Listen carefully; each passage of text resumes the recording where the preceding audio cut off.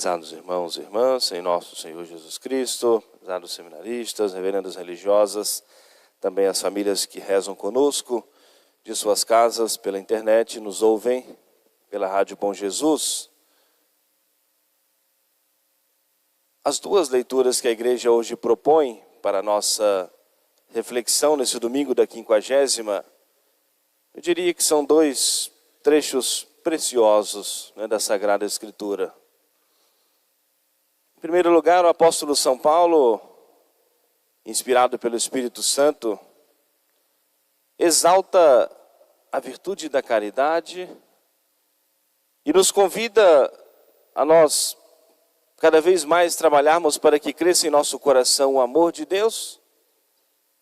E como ele mesmo nos ensina, a caridade precisa também deixar transparecer em nós ou passar por nós o bem para o nosso próximo. Ele começa de maneira muito grande, exaltando e dizendo que ainda que ele falasse todas as línguas, tivesse todo o conhecimento, as línguas dos homens, dos anjos, se ele não tiver a caridade, se não amar a Deus, nada disso tem valor. Ainda que ele doasse tudo, todos os bens materiais para os pobres, fizesse os mais duros sacrifícios no seu próprio corpo, sem a caridade, nada disso tem valor. E depois ele começa a nos ensinar como que deve se manifestar em nós a caridade, esse amor de Deus. A caridade é paciente, é benigna, não é invejosa, não pensa mal, não se alegra com a injustiça, tudo crê, tudo espera, tudo suporta, tudo sofre. Passarão as profecias, passarão tudo, mas permanecerá a caridade. Nós vamos adentrar com a igreja o santo tempo da Quaresma. A igreja vai nos convidar à oração, vai nos convidar também às mortificações, aos sacrifícios. Já começa impondo para nós um preceito sobre grave do jejum e da abstinência de carne na quarta-feira de cinzas, para marcar para nós esse tempo penitencial. Mas a finalidade de tudo isso é para que cresçamos no amor de Deus. E todos esses sacrifícios, todas as orações, as obras de misericórdia que porventura nós praticarmos no tempo da Quaresma, só tem valor de vida eterna feito por amor a Deus. A abstenção de algum alimento, de alguma coisa, não é só para cuidar da saúde corporal, para emagrecer, para perder um peso, mas um sentido sobrenatural. Nós aprendermos a dominar a nossa vontade naquilo que é lícito, para que nós tenhamos esse domínio da nossa vontade, para nós sabermos decidir sobre aquilo que é ilícito e não escolhermos o que é ilícito. Alguém poderia pensar, mas qual é o valor de um sacrifício? Por que deixar de comer alguma coisa se eu tenho na minha casa? Se é saudável, se é gostoso, que em si mesmo não tem nada de errado? E por que? Qual é o valor de deixar de comer alguma coisa, por exemplo? Mas eu podendo fazer aquilo que é lícito, não faço. Por uma motivação maior, como um sacrifício, dividindo um pouquinho, um pequeno fragmento do sofrimento de nosso Senhor, porque se eu vou deixar de fazer aquilo que me agrada, é um pequeno sofrimento, um pequeno incômodo, mas para eu aprender a ter o domínio da minha vontade naquilo que eu posso fazer, para que quando vier o momento da tentação, a sugestão, a propaganda do mal, como que a nossa vontade já está treinada em ter esse domínio da nossa vontade, ou saber decidir, escolher e dizer não ao pecado, não à ofensa a Deus, não à falta de caridade, não à impureza. É para nós aprendermos a dominar a nossa vontade e esses pequenos sofrimentos, pequenos sacrifícios unidos ao sacrifício de nosso Senhor têm um valor de vida eterna. Mas não é meramente fazer por fazer, algo meramente material para constar na minha tradição, tem que fazer alguma coisa na Quaresma, mas por amor a Deus. O convite da igreja no tempo quaresmal para nós como que passarmos por um longo exame de consciência, para nós chegarmos depois na proximidade da Páscoa, fazermos uma boa confissão, celebrarmos em nosso coração e nossa alma a ressurreição do Senhor. E recebendo Jesus na Sagrada Comunhão para que cresça em nós o amor de Deus.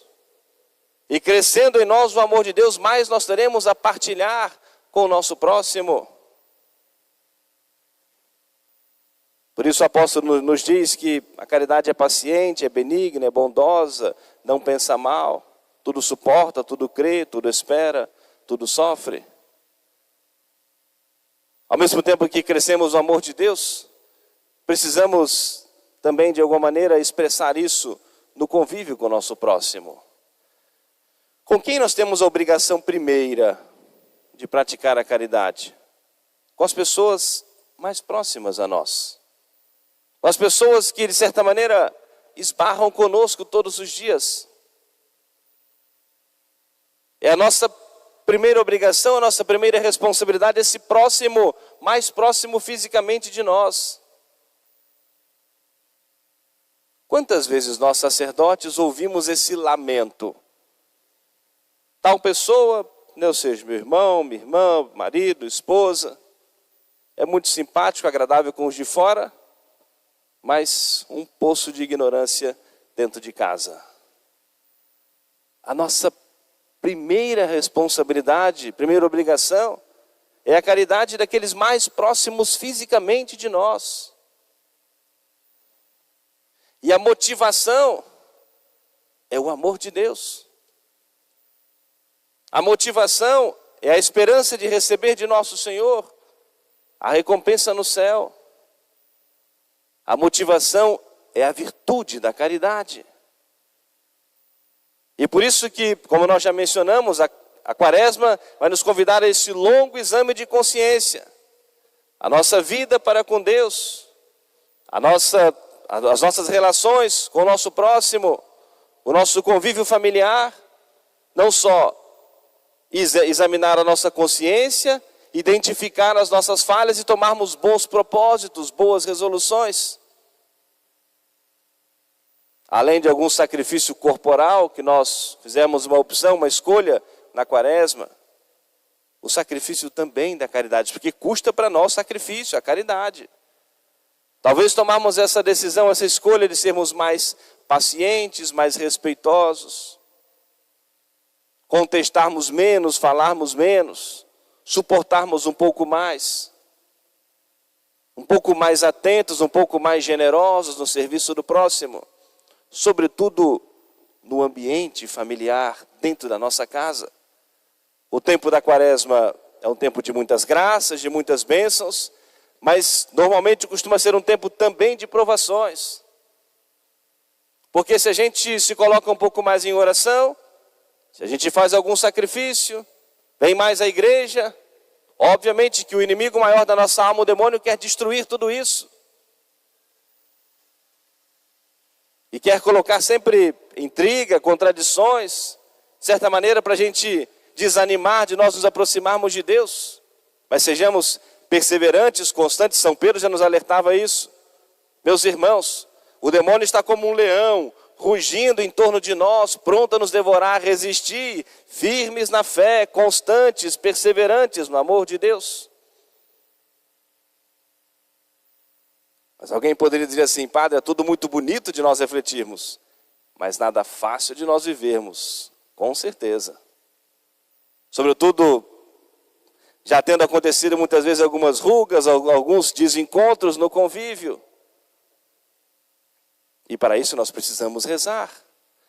Precisamos nos colocar em oração diante do Senhor e pedir que o Senhor nos dê essa graça que preencha o nosso coração do seu amor e nos faça partilhar isso com o nosso próximo. Por isso que ao mesmo tempo que o apóstolo São Paulo exalta para nós e nos adverte da importância de nós vivermos a caridade, na liturgia de hoje nós aprendemos a rezar. E o quanto nós podemos alcançar de Deus com uma oração que parte do coração. O quanto nós podemos alcançar de Deus a graça. uma das práticas do nosso retiro. Esses dias vamos falar sobre a oração, aquilo que nos ensina o catecismo. E que em resumo nos diz que a oração deve partir do nosso coração, como o evangelho de hoje nos mostra. A primeira parte do evangelho, Jesus está conversando com os apóstolos sobre a paixão. E já é a terceira vez que Jesus fala com os apóstolos sobre a paixão. E eles nem questionaram muito, porque não entendiam, não cabia na cabeça dos apóstolos, dentro da cultura judaica, que o Messias, que Jesus iria sofrer, padecer, ser condenado. Aquela ideia que eles tinham desse Messias libertador, um grande general, era difícil a compreensão. Então já era a terceira vez que Jesus falava com eles do relato da paixão, os sofrimentos que ele teria. Eles nem questionavam, mas também não entendiam. Jesus então se aproxima da cidade de Jericó. E esse momento precioso do evangelho, desse encontro de Jesus. E aquele homem, ali havia um homem cego de nascença, e que todos os dias era levado ali, ficava à entrada da cidade pedindo esmolas para o seu sustento. Já estamos avançados no terceiro ano da vida pública de Jesus, então certamente ele já ouvira falar de Jesus, do Messias, do Salvador, que era o Filho de Deus, que perdoava os pecadores, que curava os doentes. Já tivera notícias de outros milagres. E com certeza ele pensou, é a oportunidade da minha vida. É a oportunidade que eu tenho nesse momento de ser curado. Era difícil para ele, dependia de alguém para levá-lo ao encontro de Jesus, mas Jesus estava ali agora passando diante dele.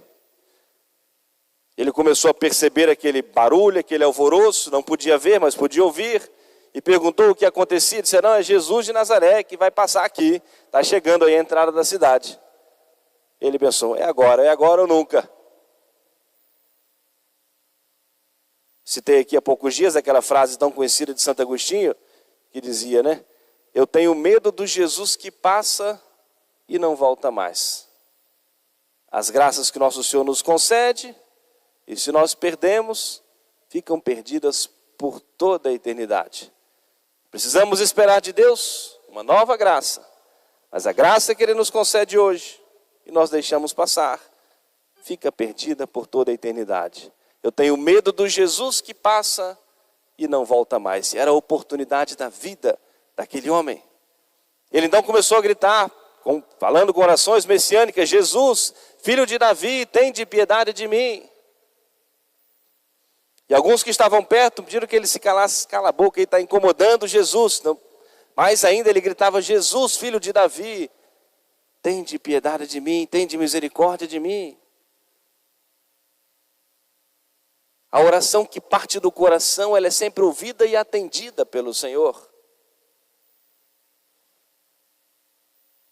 Jesus então se aproximou, parou no meio daquela multidão, se aproximou dele e disse, o que queres que eu te faça? Prezados irmãos e irmãs, talvez só essas palavrinhas, a gente poderia ficar muito tempo refletindo sobre esse encontro de Jesus, o que se passou na cabeça daquele homem, daquelas palavras de nosso Senhor. A generosidade, o cuidado, a delicadeza de Jesus com aquele homem simples que era desprezado pelos outros. Está me chamando? Eu estou aqui. O que queres que eu te faça? Quantas vezes a gente gasta muito tempo das nossas orações, às vezes em coisas passageiras, banais, temporais, que nós também podemos pedir a Deus, as coisas materiais, temporais. E às vezes não temos a mesma dedicação para pedirmos a Deus a cura do nosso coração.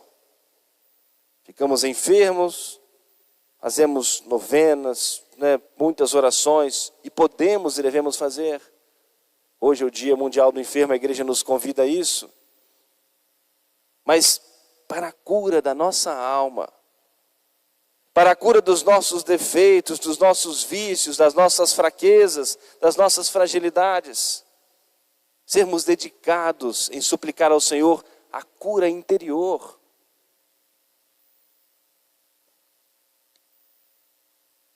E aquele homem abriu seu coração ao nosso Senhor. O que ele mais precisava naquele momento era ver. E ele respondeu: Senhor, que eu veja. E com muita simplicidade Jesus disse: vê, a tua fé te salvou. Que dificuldade para o Senhor, que é Senhor da vida, da morte, da saúde, da doença, Senhor dos corações. Basta um simples ato da sua vontade: Senhor, que eu veja, vê. É isso que você quer? A tua fé te salvou.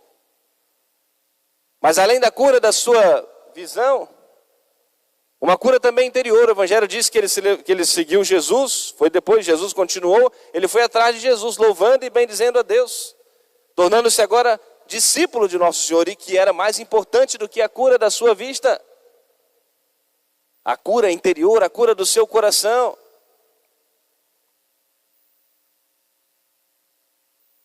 É um autor que faz um comentário, uma oração, dizendo que nós hoje devemos suplicar ao Senhor: Senhor, fazei que eu veja aquilo que vós quiserdes. Suplicamos muitas vezes a Deus que Deus nos mostre, nos dê a resposta do porquê de tal acontecimento, de tal coisa, de tal fato, porquê disso na minha vida. E queremos muitas vezes explicações minuciosas. E devemos suplicar a Deus: Senhor, fazei-me ver aquilo que vós quereis, aquilo que vós quiserdes. Fazei-me compreender aquilo que vós quiserdes. Porque a entrega à vontade de Deus nos dá sempre muita paz, muita serenidade. A certeza de que sempre vai dar certo. Ou aquilo que Deus quer, ou aquilo que Deus age diretamente, ou aquilo que Deus permite. Mas essa entrega à vontade do Senhor. Mas sempre que eu celebro esse domingo, eu gosto sempre de fazer esse convite para nós não retornarmos hoje para as nossas casas, nenhum de nós, sem darmos a resposta a essa pergunta de Jesus a cada um de nós: o que queres que eu te faça? A presença real do Senhor na Eucaristia, no santo sacrifício da missa. E esse mesmo Jesus que se aproximou diante desse homem e de nós, e por meio da igreja vem renovar essas mesmas palavras diante de nós: o que queres que eu te faça? Qual é a graça mais importante que eu preciso de Jesus para a minha vida hoje? Durante essa Santa Missa, que nós possamos dar essa resposta ao Senhor. Supliquemos a intercessão da Virgem Maria, Senhora de Lourdes. Hoje celebramos a primeira das 18 aparições de Nossa Senhora a Santa Bernadette, em Lourdes, em 1858. Nossa Senhora pediu a oração, pediu o sacrifício, pediu penitência, um caminho de conversão. A Senhora que sorria quando ela rezava o seu terço, que a fez compreender que ela precisava passar também pelos sacrifícios, pelos sofrimentos, pelas humilhações. Fez com que ela fosse um instrumento para a descoberta dessa água milagrosa que corre até os dias de hoje no Santuário de Lourdes. Mas que fez com que ela passasse por uma dura enfermidade e não foi curada por essa água. Mas o mais importante era a cura interior, era viver essa entrega à santíssima vontade de Deus. O Santuário de Lourdes tornou-se um grande santuário eucarístico. Uma grande quantidade de conversões, curas da alma, curas também do corpo. Grande número de pessoas que se confessam, que recebem a Sagrada Comunhão e são curadas no seu interior. Às vezes retornam para as casas com a mesma dor física, com a mesma enfermidade, mas curados no seu interior. E aquela cruz, aquela enfermidade se suaviza. aprendendo a viver essa entrega à santíssima vontade de Deus. Senhor, fazei-me ver aquilo que vós quiserdes. Fazei-me compreender, fazei-me sofrer aquilo que vós quiserdes. Mas se for da vossa vontade, dai-me a graça que eu mais preciso. Supliquemos a intercessão de Nossa Senhora para que cresçamos no amor de Deus.